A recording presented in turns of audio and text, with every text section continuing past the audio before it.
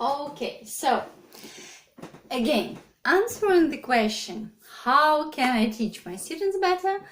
As you remember, since any kind of knowledge would contain both parts, like logical and emotional parts. So talking about emotional part, I have shown you the episode for you to understand your student's shock, and which indicates the beginning stage, and then we have all the stages.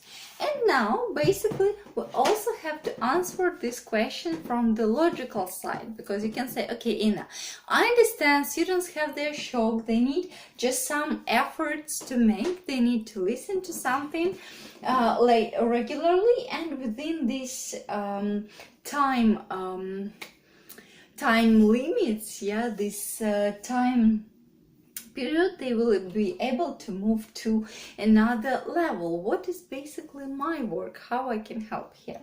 And about talking the time limits, we haven't finished here. So basically it comes from hearing from 30% of information up to 70%. I would say it takes minimum 1 year, maybe more, but minimum 1 year of everyday listening.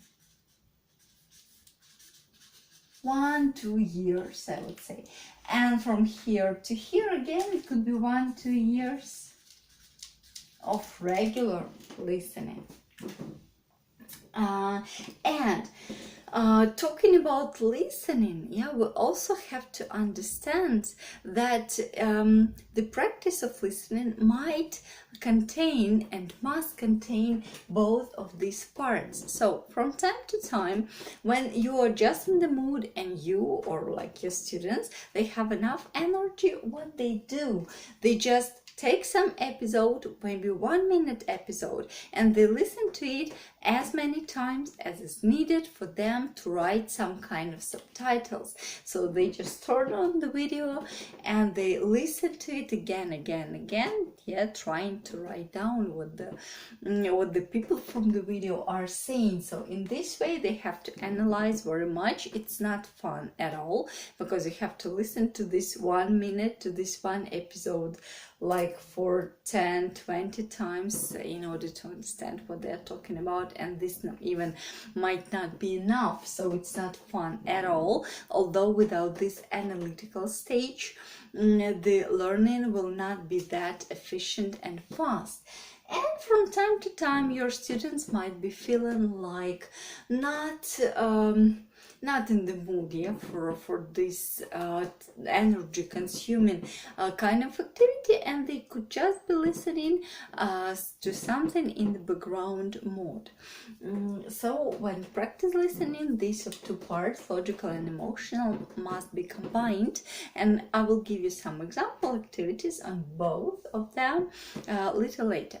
But now just let me tell you, let me give you the logical answer to the question. So basically, Ina, what are exactly the parameters of my task as a teacher? From which A point to which B point do I have to bring my students?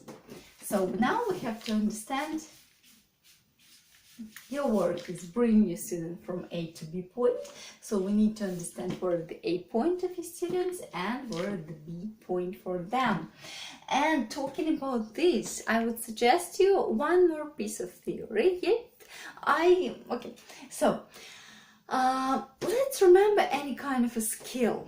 Now I would suggest you to think about some skill, any kind of skill. It can be driving, it can be cooking, it can be a foreign language or something like that. Let's take driving, for example. So there are basically 4 main stages, and stage number 5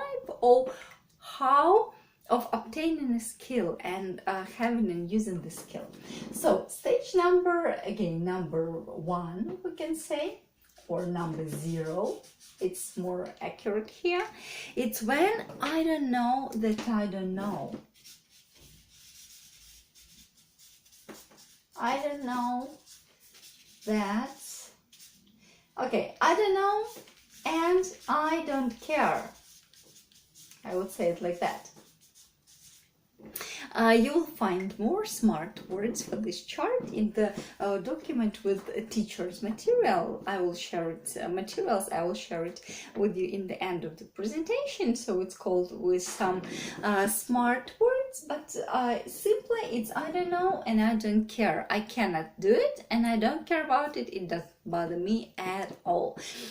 When we are talking about driving, it's, for example, when I don't have a car, I cannot drive, and I'm not even thinking of that. I'm absolutely comfortable with taking my bus or with going by taxi. I'm not even going to learn to drive or even consider this issue or even start worrying about it. I don't care.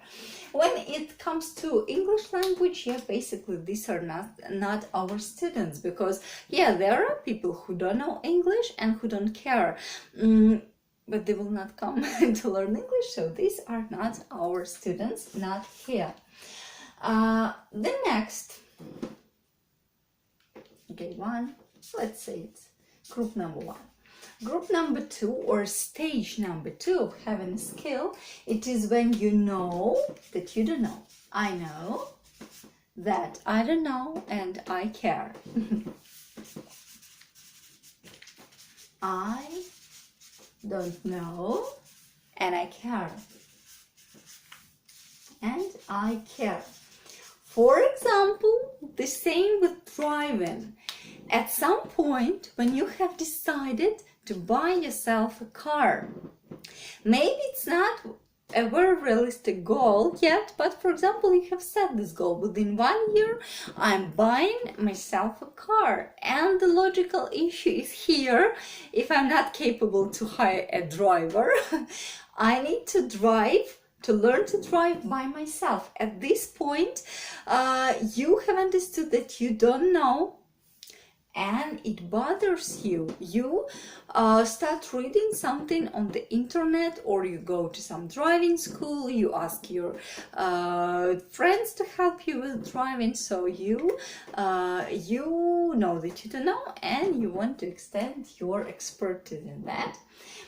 Basically, these are our students as well. Yeah, these are, I would say, like beginner or elementary level of students, when people know that they have this problem and they come to our class to learn something. Okay, our students. Then stage number 3.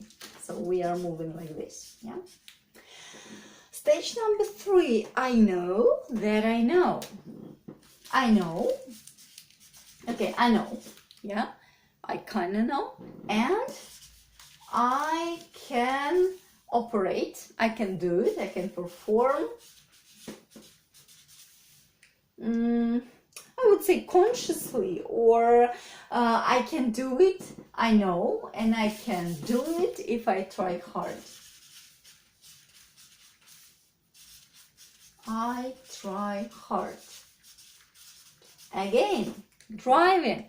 Let's imagine now you're studying at a driving school, and actually you have learned some moves. Yeah, you have learned some basics how to drive, and for example now you're driving around with your instructor, but every step, even starting a car or even starting the movement, stopping it, slowing down, speeding up, it takes you effort. You are tense, yeah, you need to control yourself, you tend to make so many mistakes and everything. So this is stage number 3. If it comes to English language, it's the same kind of level, when you kind of do it. And if you imagine, again, coming to driving, then coming to English again. If you imagine that, for example, you're in the middle of the field, in your car, by yourself, without instructor, without anybody's help, you will still be able to get home. It will be a huge shock, yeah.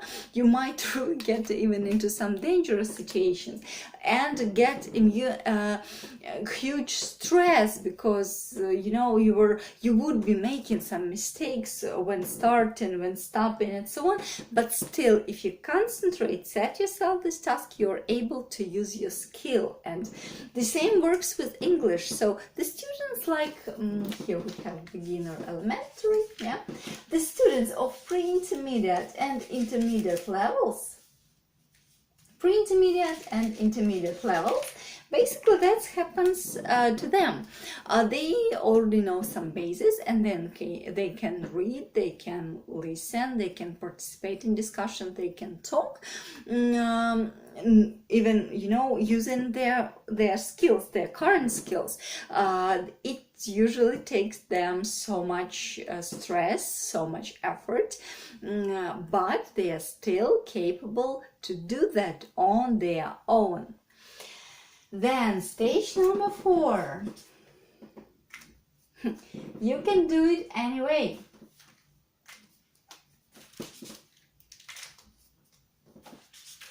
Or I can do it anyway.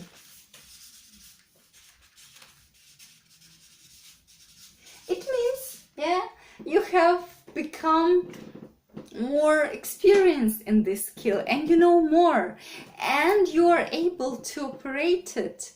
It's like when driving, yeah, when you have already been driving, I would say for 1 or 2 years, or 3 or more than 2 years, you can be driving at the same time, for example, talking on your phone, sipping your coffee, or doing something else. Or if you're just only driving and listening to music, you do most of the operations automatically. Yeah, if it's like regular driving, no some stress or extreme kind of situations, you do that automatically, and you can do it anyway, even if you're asleep, even if you're thinking about some of your matters, if you're under some stress, so you can do it here.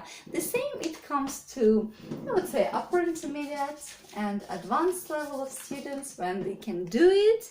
Just, you know, in any state, they can speak English, they can operate English, they can understand and be understood. So they have the skill is in solid state of obtaining it. Yeah, and basically there is level number 5, where you know, you can do it anyway and you can teach it. You can do it easily anyway, yeah, and you can teach it, because good drivers are not always good driving instructors, and you should know it. Yeah, when, for example, your father or your boyfriend teaches you to drive, you think, oh my god, I had better hire somebody and pay this person, because in order to be a teacher, again, you need to have these two you need to, you know, you need to have decomposed your knowledge in both ways, logically and emotionally. What do I mean? Logically, you need to decompose your knowledge. You need to understand, yeah, what is the level 1 level. You need to come back. For example, if in listening you are here, or maybe even here, you need to come back to this level, put yourself into your student's shoes and understand what should you do, or what do you have to do to bring your students to the next level. What were you doing when you were in the same position, so on, so on. So you need to get this logical work to understand the steps, the structure, the strategy, the plan of moving further. It's like logically, yeah, understand it. And you have to be calm with your emotions, because yeah, we can remember how our parents or teaching instructors, when we were making mistakes, being on this previous level, when we were making mistakes and our teacher or instructor was yelling at us, it wasn't a very good feeling. Yeah, and we considered such kind of people not very good teachers as well, even though they can explain very well. But for example, for one time, yeah, they can explain something very well once. For the second time, they get really irritated, and you understand, okay, I should find a different teacher. So for this level, you have to be both of the parts, logical and emotional, like set up for you. I would say it like that. So if we have this kind of a scheme, yeah, and if we bring parallels with this kind of scheme, yeah, we can say that how we can bring parallels through the level of students. Yes, so basically, again, this is not even this chart. I know that I don't know and I don't care. Here is first level, 1, 2, beginner, elementary, like here. These stages are typical for this level of level number 2 of obtaining a skill. Then this pre-intermediate, so stage number 3 is typical for level number 3, like this and this. Yeah, these are typical for stage number 3, and basically I would say this, yeah, this is typical for stage number 4. And teachers, we can be here, yeah, we can be like from here to here on the stage 5, and we have to decompose our knowledge, so come back to these any stages and understand how to deal it, how to bring your students to the next position. So basically, what is our task? If our students are on the level 2, we bring them to the level number 3. If our students are on level number 3, we bring them to level number 4. So A point, and this is B point. And this is like the idea of our work, how we do it. The practical stage of how we do it, looks like this, that you know that your semester is divided into 2 kind of lessons again. So 50% of classes are more grammar oriented, so it doesn't mean that you study grammar for 90 minutes, but you don't you spend quite enough time to revise the grammar, to make them understand new grammar, to fix that up. Here, of course, there can be also some vocabulary, which you need to check every lesson. We talked about this in vocabulary training. Here, you mostly concentrate on grammar, and we're going to talk about the lesson structures in the training number 5, I would say. Yeah, but here, if it's grammar, mostly I would say like this kind of grammar, yeah, like this vocabulary, like this, like speaking. Reading, it's usually the part of speaking, yeah, or vocabulary. So it's here, pronunciation, also like a part of speaking. Like right here can be pronunciation, and this part is dedicated to listening, because you can also obtain some grammar knowledge through listening to something, as we were discussing in grammar training. You can present grammar by making your students to listen to some movie episode. You will find the link in the end of grammar and vocabulary trainings. You can practice some grammar through listening. For example, after you have learned some grammar, you turn on some kind of a video and you ask your students to extract the grammar taught from the speech and the video. And this way you will be practicing both grammar and listening. And basically, during this lesson, it will be no harm if you just dedicate 20 minutes to listening, because as we have discussed before, that listening must be completed as often as possible. So in your case, I would say like 80% of your lessons, like every lesson, yeah. Every lesson you listen to something. It's inevitable, you know, every lesson. You revise some vocabulary, which how we discussed in the training number 2. And you listen to something. In the context of vocabulary learning, in the context of grammar learning, separately to disclose the topic, to make your students speak and discuss something. So anyway, you listen to something. So you listen, and you do that like every lesson. You listen and you work with this listening in 2 ways. It can be combined during the lesson, or for example, one lesson which is dedicated more to some analytical work mostly. Yeah, you make your students really listen. For example, there is a video I will show you the example, but now just talking about the concept. You, for example, you have given your student 3 minutes of video. Yeah, you don't take long videos because it's going a long time to talk. But for example, in the class you work with 5-minute episode. And at first you let your students just listen, just emotionally, relaxedly listen to this, to the whole episode. Then, and you might discuss it, of course. Then you take one part